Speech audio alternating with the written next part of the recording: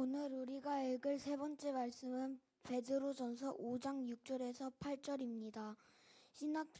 신약 성경 베드로전서 5장 6절에서 8절입니다. 그러므로 여러분은 능력이 많으신 하나님 앞에서 자신을 낮추시오. 때가 되면 하나님이 여러분을 높여주실 것입니다. 여러분의 염려를 다 하나님께 맡기시오. 하나님이 여러분을 보살피고 계십니다. 바짝 정신을 차리고 철저하게 경계하십시오. 여러분의 원수인 마귀가 울부짖는 사자처럼 삼킬 자를 찾아 돌아다니고 있습니다. 아멘. 이는 거룩하신 하나님의 말씀입니다.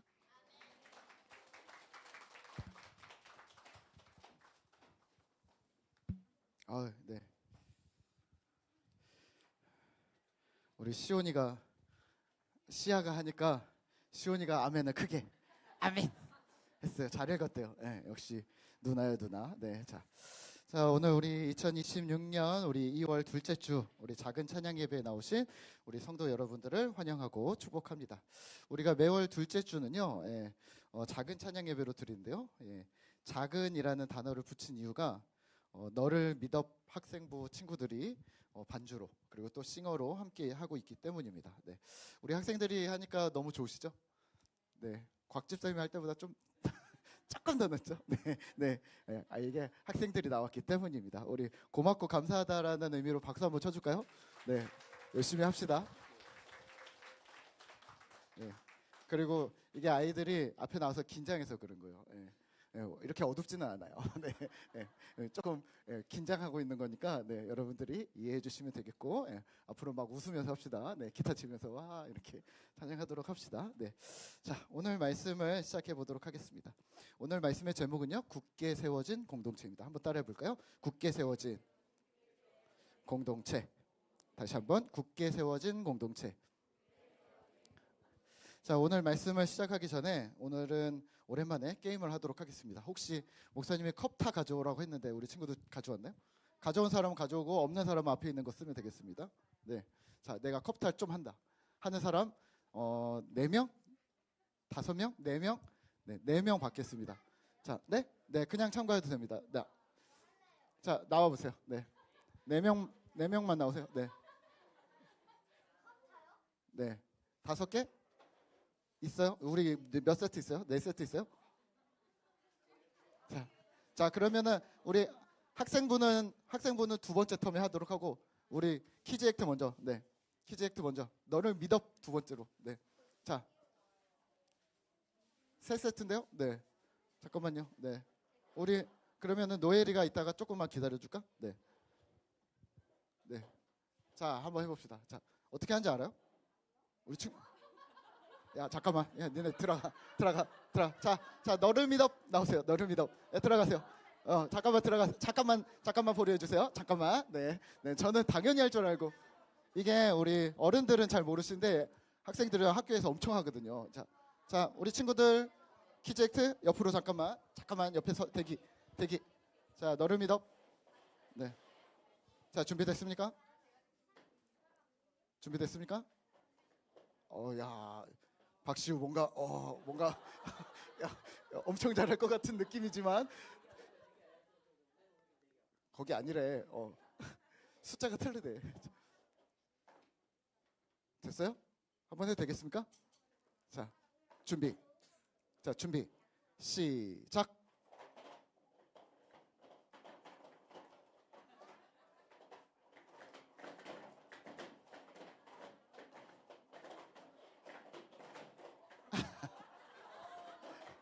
땡.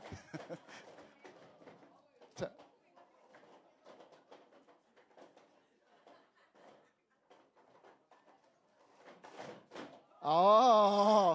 문결, 멋있었는데 이게 자, 잘했어요. 들어가세요. 자, 우리 친구들, 내가 싸울 수 있는 만큼 싼다. 키즈 액트 나오세요.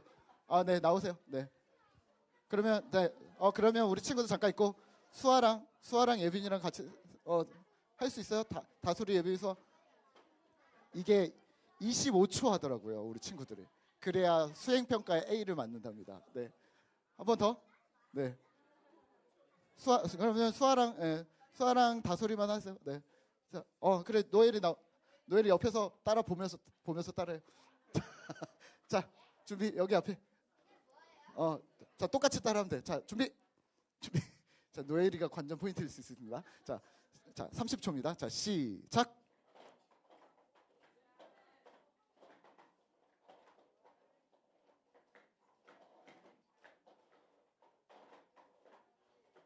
오, 야, 너 잘한데?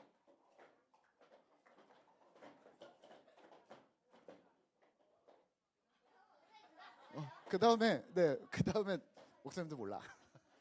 뒤집어 하나 크게 하나 됐어요? 오, 네 박수 잘했어요. 노엘이 박수. 네 잘했어요. 자 우리 친구들이 고학년만 하나 보죠 이게? 저는 이게 다 하는 줄 알았는데 고학년이 하나 봅니다. 네. 자 오늘 말씀 시작하기 전에 우리 컵을 쌓아보았습니다. 컵 쌓는 거 어땠나요? 급하게 하니까 막 쌓다가 우르르 떨어뜨리고 그쵸? 예. 그리고 또 어땠어요? 일렬로 쌓았나요? 일렬로 쌓죠. 이렇게 삼각형으로 쌓죠. 밑에를 두껍게 하고 점점 이렇게 올라가죠. 네. 자, 컵 쌓기의 특징을 보셔서 아시겠지만 안정감이 있도록 기초를 놓는 거, 그리고 너무 성급하면 오히려 무너지는 거, 그리고 차곡차곡 쌓아야 한다.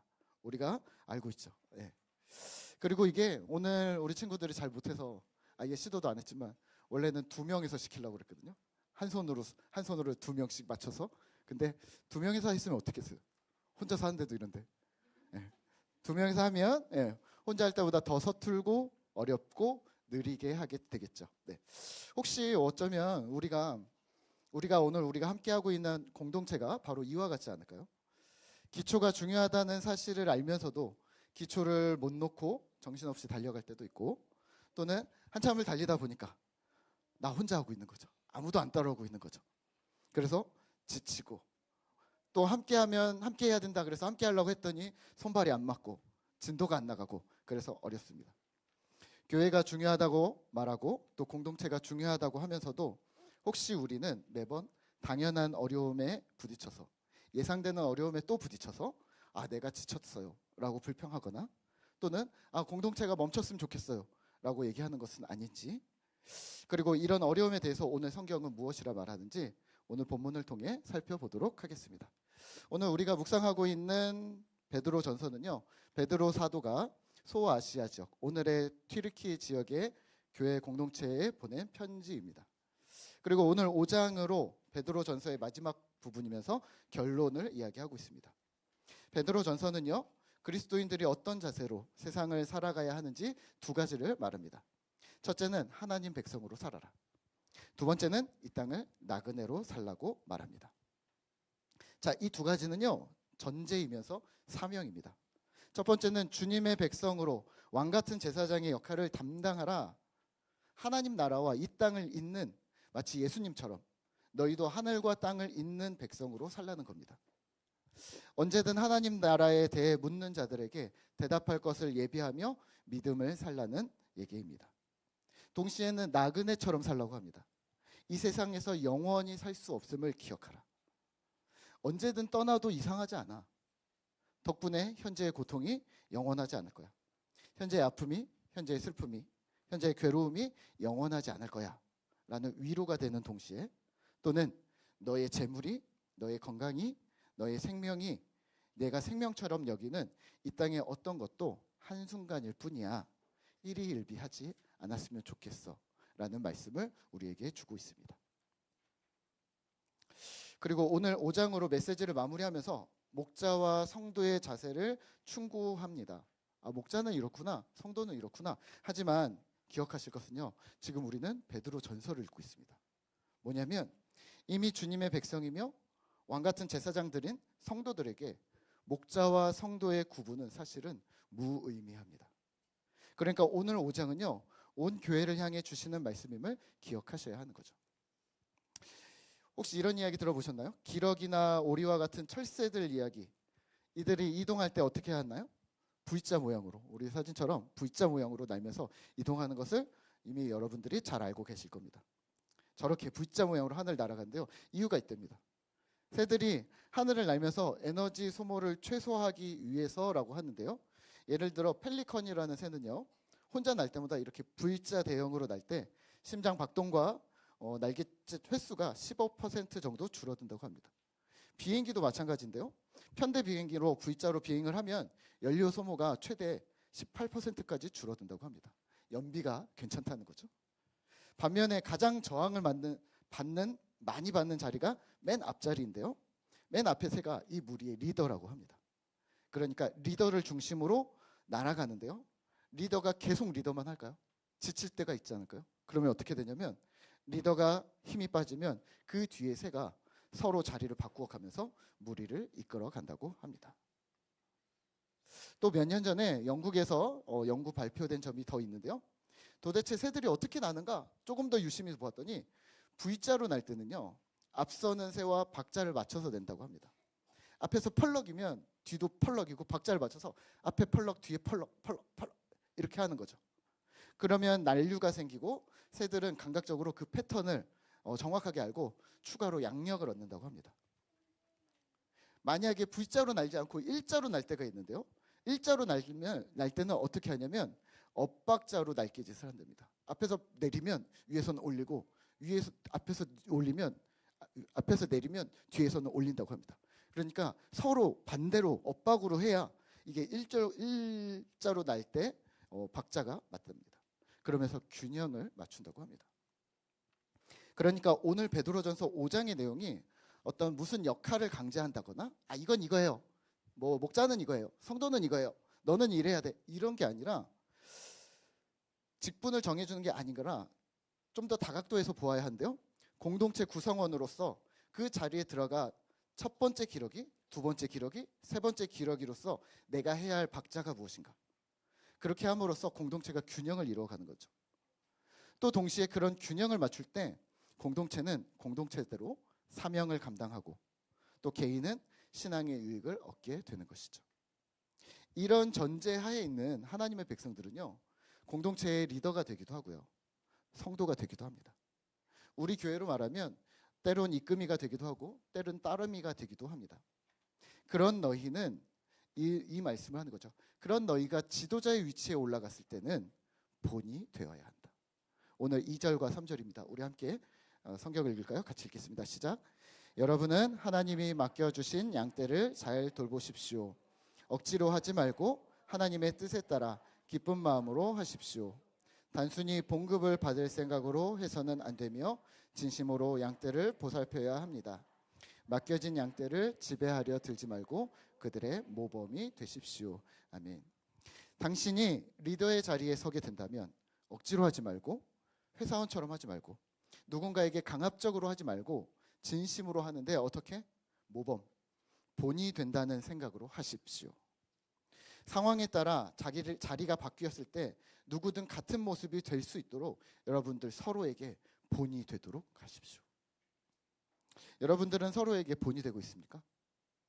내 목적이 아니라 성경이 말하는 원리에 입각해서 청지기로서 양무리를 대하고 있는가 묻고 있는 겁니다. 이런 일들은요, 교회 생활을 이미 오래 한 우리들에게는 다반사입니다. 흔히 이런 얘기하죠. 목사님이 바뀌면 분위기가 바뀐다고. 사실 분위기만 바뀌면 다행인데요, 가끔 목표가 바뀌는 곳이 있습니다. 부서나 교회나 어떤 공동체나 다양한 곳이 있지만 우리 모두가 하나의 박자를 맞춰가고 있다고 생각하면 어떨까요? 예수님이 교회의 머리라고 부르시잖아요. 그 말은 예수님이 주인 되신다는 말입니다. 여기서 다른 분위기는 가능할지 모르겠지만 다른 방향은 곤란합니다. 예전에 제가 오랫동안 사역했던 교회에 새로운 행정 목사님이 오셨습니다. 담임 목사님이 아니라 행정 부목사님이 오셨습니다. 담임 목사님이 잘 아는 사람을 데려왔다고 해서 관리자로 온 거죠. 근데 오자마자 저희 부목사들을 소집을 했습니다. 그래서 목사들을 소집을 하더니 페이퍼를 한 장씩 이렇게 나눠주시더라고요. 뭐라고 쓰여 있었냐면 행정 목사의 목회 철학. 사실 담임 목사님이 계신데 행정 목사의 목회 철학을 사실 처음 보는 거라 이걸 왜 나눠주지? 하면서 하지만 뭔가 뭐라고 얘기하는지 들어는 봐야 되니까 앉아봤습니다. 그러더니 마지막에 이러셨습니다. 자신이 뭐 하나님 어쩌고저쩌고 막 이렇게 한참 얘기를 하더니 이렇게 얘기해요. 앞으로 제 목회 철학에 동의해 주시고 여러분들은 저를 따라 주시면 됩니다. 어떤 목사님이 물어보셨어요. 저보다 이제 선배 목사님이, 목사님 혹시 이거 담임 목사님한테 허락 받고 하시는 거예요? 혹시 담임 목사님이랑 행정 목사님 말이 다르면 우리는 어떻게 해야 됩니까? 라고 했더니 이분이 살짝 당황하시더니 이런 거예요. 그래도 제 말을 들어주시면 안 될까요? 우리는 한 편이잖아요. 그래도 저희는 담임 목사님이랑 3년이나 된 상태였고, 목사님이 어떤 부도덕한 일을 저지른 것도 아닌데 어떤 편을 갈라달라는 느낌 때문에 그 말은 좀 동의하기가 어려웠습니다.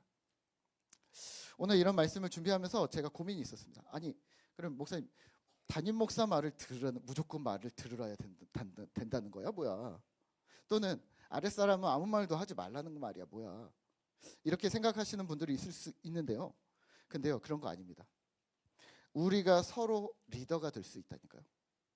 자리가 언제든 바뀔 수 있다니까요. 집사님이 인도하는 풍삼기에 목사가 들어가서 배워야 할 때가 있다는 거예요. 지식을 배우는 게 아니라 진실한 나눔을 배우고 사랑의 실천을 배우는 거죠. 저 역시 그렇게 배워왔습니다. 예전에 어떤 세미나를 참석을 했는데요. 5박 6일짜리 세미나였습니다. 거기는요, 낮에는 교회에서 수업을 하고 세미나를 듣고 저녁에는 4박 5일 동안 성도님들 집으로 다 2명씩 보내가지고 4박 5일 동안 성도님들 집에서 머물면서 교제하는 것이었습니다. 그러니까 숙소가 성도 집이었던 거죠. 그리고 그 중에 뭐 화요일부터 일요일 오후까지가 세미나였다면 금요일은 목장 모임의 회원으로 참여해야 하는 게 필수였습니다. 그리고 보고서를 써야 되는 게 세미나였던 거죠. 자기소개도 하고 리더 집사님이 진솔하게 인도하시는 모임을 보면서 실제를 배우는 거였는데요. 물론 제가 속한 교회도 목장 모임이 있었는데 여기도 마찬가지로 교구 목사님이 갑니다 라고 해서도 형식이 바뀌지 않았습니다. 저랑 아내도 한 번씩 가는데요. 가면 목장 멤버로 밥을 얻어먹고 기도 제목을 나누고, 목사님 기도 제목 뭐예요? 삶을 나눠주세요 라고 얘기하면 목자가 시키는 대로 따라합니다. 왜냐하면 그 목장의 리더는 목자니까요. 이게 뭘까요? 균형입니다. 서로의 위치가 언제든지 바뀔 수 있다는 거예요. 생각이 같으냐 다르냐, 혹은 박자가 맞냐 엇박자냐, 나랑 친하냐 나를 반대하냐를 따라서 뭐를 결정하는 게 아닙니다. 사실은 중요한 건 공동체의 균형입니다. 앞에 기러기가 날갯짓을 펄럭하면 두 번째도 펄럭해야죠. 근데 박자를 맞출 건지 엇박자로 할 것인지는 우리가 지금 V자 대형인지 일자 대형인지 보고 균형을 맞춰야 하는 거죠. 그냥 이러라고 했으니까 그냥 나는 막 해, 이게 아닌 거죠. 저는 이렇게 배웠으니까요, 이렇게 할게요. 저는 할 줄 아는 게 없으니까 그냥 이렇게 할게요. 아니, 성경이 이렇게 하라고 했으니까 나는 이렇게 해. 네, 모두 가능합니다. 뭐 틀린 건 아닙니다. 하지만 그건 혼자 할 때 이야기입니다. 공동체에 속해 있다면 균형을 맞추셔야 합니다. 머리로는 너무 잘 알죠. 곽 집사님이 찬양 인도하시면 나는 기타 치고, 누구는 안내하고, 누구는 뭐 의자를 놓고, 뭐 이런 서로 역할을 잘 나눠서 하고 계시죠. 이런 분위기를 균형이라고 얘기하는 겁니다. 또 무엇이 부족한가, 어디가 약한가를 이렇게 보고 지켜보고 있다가 공격하거나 찌르는 게 아니라 내가 스스로 거기 들어가 그 부분을 채우는 겁니다. 또는 균형을 맞추는데 우리가 가고 있는 균형이 있는데 그 균형을 맞추는데 어쩌면 그 부분이 필요하지 않아서 비어 있을 수도 있다는 생각도 하셔야 합니다. 그게 전체를 보는 균형입니다. 작은 교회는요, 저희 같은 작은 교회는요, 큰 교회랑 다를 수밖에 없습니다. 복음이라는 목표는 같지만 환경이 다르기에 방식도 달라질 수밖에 없는 거죠. 예전에 방영했던 골목식당이라는 프로그램이 있었습니다. 장사가 잘 안 되는 지방의 식당들을 백종원 씨가 방문해서 음식을 먹어보고 운영 방식을 보고 요리하는 모습을 보면서 솔루션을 제공하는 프로그램이었는데요. 가장 인상에 남는 부분이 있었는데요. 엄청 칼국수를 맛있게 하는 집이었습니다. 와, 이거 엄청 맛있는데? 근데 왜 이렇게 장사가 안 돼? 이런 집이었습니다. 근데 백종원 씨가 이렇게 막 보더니 앉아보세요 하더니 솔루션을 이렇게 제공하더라고요. 사장님, 이 집은요 칼국수가 제일 맛있어요. 다른 메뉴 내리세요. 된장찌개, 김치찌개, 오므라이스 하지 마세요. 비슷한 것들끼리만 하셔야 돼요. 국물 베이스가 같은 칼국수, 수제비, 김치만 하세요. 여기 대형 음식점 아니에요. 그러고 나서 대박 터졌죠. 사실 우리 교회 공동체에서는요, 관성대로 하시면 안 됩니다. 아는 대로 이거 하면 되겠지. 그러시면 안 됩니다. 기도하면 되겠지. 말씀하면 되겠지. 전도, 선교, 봉사, 양육 그렇게 하면 되겠지. 네, 맞는데요. 기도랑 말씀이 같은 거라니까요. 10 텐텐텐 우리 하잖아요. 10분 묵상 하시잖아요. 큐티 하시잖아요. 성경 읽으시잖아요. 혹시 기도 안 하고 읽으세요? 저는 성경 읽는데 기도를 안 해요. 기도 안 하고 읽으세요? 짧으니까요. 그건 기도라고 짧으면 기도 아닌가요? 하루에 10분씩 일주일이면요 1시간이에요.